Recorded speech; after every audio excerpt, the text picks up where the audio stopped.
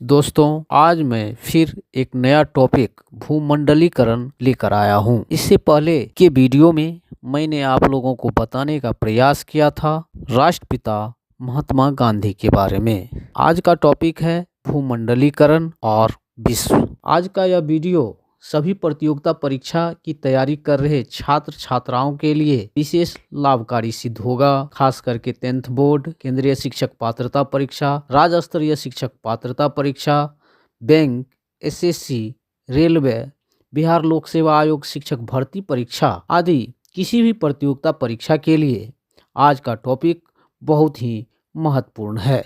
इससे पहले कि मैं वीडियो को शुरू करूं, आप हमारे चैनल को लाइक एवं सब्सक्राइब जरूर कर लें ताकि आगामी वीडियो का नोटिफिकेशन आपको मिलता रहे। आइए अब फटाफट अंदाज में वीडियो को शुरू करते हैं। भूमंडलीकरण, विश्व का निर्माण। आज की दुनिया एक दूसरे से पहले से कहीं ज्यादा जुड़ी हुई है। इस जुड़ाव को भूमंडलीकरण का, ग्लोबलाइजेशन का, यह न केवल आर्थिक क्षेत्र में बल्कि सांस्कृतिक, सामाजिक और राजनीतिक क्षेत्रों में भी अपना प्रभाव छोड़ रहा है।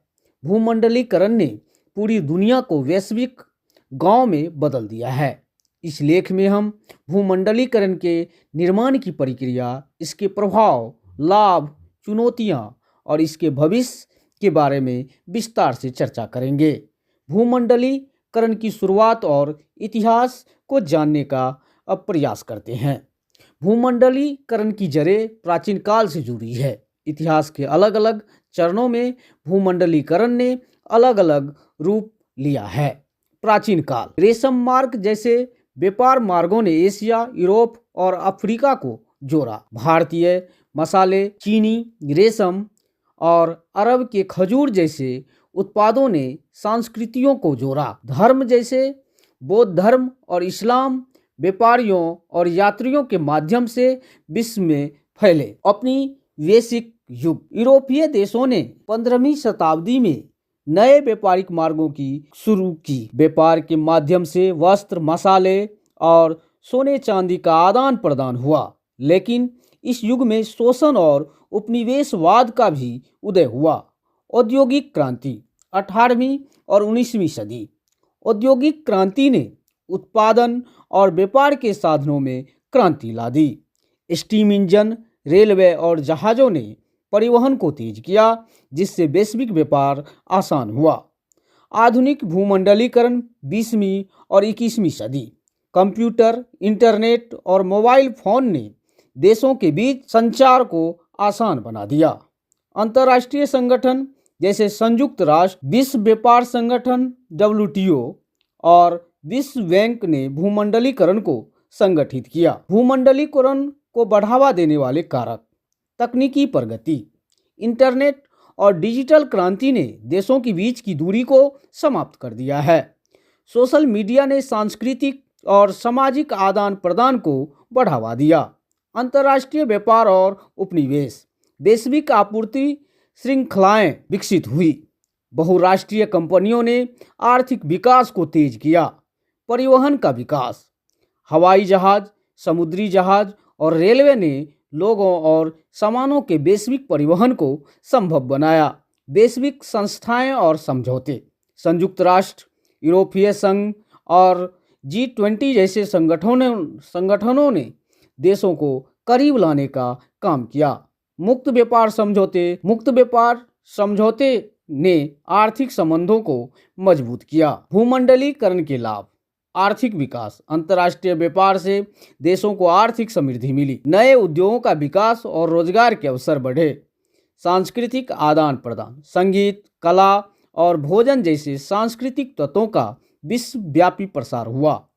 योग और फास्ट फूड जैसे सांस्कृतिक अवधारणाएं ग्लोबल ब्रांड बन गई। तकनीकी प्रगति का असर, तकनीक और ज्ञान का तेजी से आदान प्रदान हुआ। चिकित्सा और शिक्षा के क्षेत्र में नई खोजों ने जीवन को आसान बनाया। पर्यटन और वैश्विक पहचान, भूमंडलीकरण ने पर्यटन को बढ़ावा दिया। लोगों में वैश्विक नागरिक की भावना विकसित हुई। भूमंडलीकरण की चुनौतियां, आइए अब हम भूमंडलीकरण की चुनौतियां पर चर्चा करते हैं। आर्थिक असमानता, भूमंडलीकरण ने गरीब और अमीर देशों के बीच की खाई को और बढ़ा दिया। विकासशील देशों में छोटे उद्योग बहुराष्ट्रीय कंपनियों के दबाव में आ गए। पर्यावरणीय संकट, तेजी से औद्योगिकीकरण और शहरीकरण ने पर्यावरण पर नकारात्मक प्रभाव डाला। ग्लोबल वार्मिंग और प्राकृतिक संसाधनों की कमी एक गंभीर समस्या बन गई।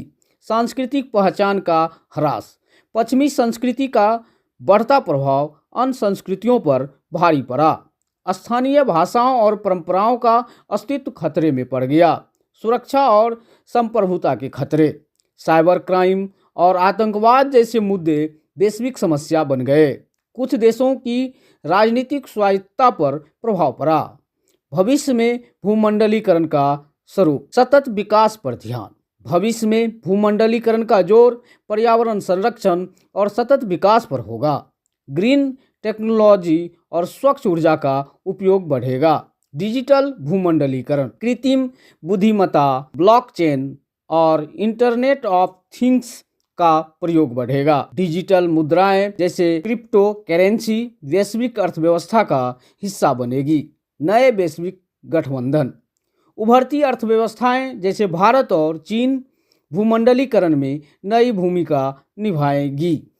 वैश्विक समस्याओं जैसे जलवायु परिवर्तन और महामारी का समाधान सामूहिक प्रयासों से होगा। निष्कर्ष, भूमंडलीकरण ने विश्व को एक साथ लाने में महत्वपूर्ण भूमिका निभाई है। इसने विकास के नए रास्ते खोले, लेकिन साथ ही कई चुनौतियां भी पेश की। एक संतुलित दृष्टिकोण अपनाकर हम इन चुनौतियों से पार पा सकते हैं। यदि भूमंडलीकरण का सही उपयोग किया जाए तो यह पूरी दुनिया के मानवता के लिए एक सुनहरा भविष्य बना सकता है। भूमंडलीकरण विश्व न केवल एक भौतिक वास्तविक है, बल्कि यह हमारी सोच और जीवन शैली का एक नया दृष्टिकोण भी है। अब यह हम पर निर्भर करता है कि हम इसे कैसे अपनाते हैं और इसके फायदों को सभी तक पहुंचाते हैं। तो आज हमने आप लोगों को भूमंडलीकरण के बारे में बताया। यदि यह वीडियो आप लोगों को अच्छा लगा हो तो दोस्तों के साथ शेयर जरूर करें। साथ ही हमारे चैनल को लाइक एवं सब्सक्राइब जरूर करें। आप लोगों को बहुत बहुत धन्यवाद।